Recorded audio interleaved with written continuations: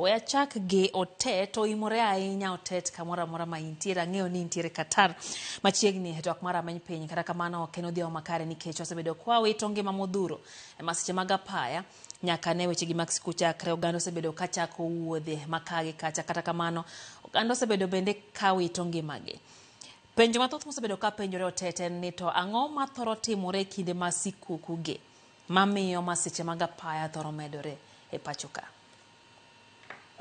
Erokamano ahinya, amor kendo kochopo kinde ma wawuoyo gi nyikwa joka nyanam.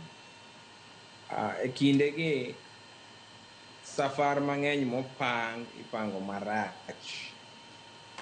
Joriembo madwa riembo nyamburko pachgi onego bed ni chiew.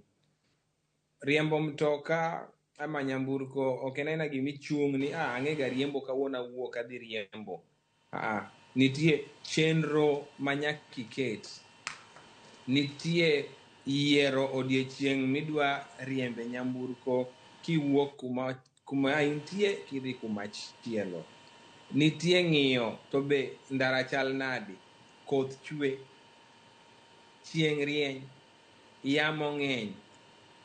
An gi seche adi monego bed nariembogo kata kawuok Nairobi ni koro achomo Kisumu dala. Adhi chung' kwend marom nade, adhi turo safar ni didi.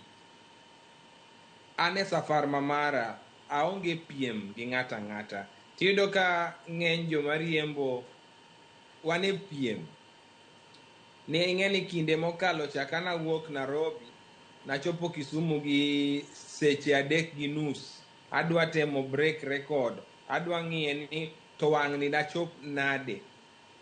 Jariembo ka jariembo nyaka bed kong'eyo ni ngima duong' moloyo safar modwa dhigono. Erokamano. Erokamano ahinya Otet, aduogo e studio kae. Maurice, erokamano kuom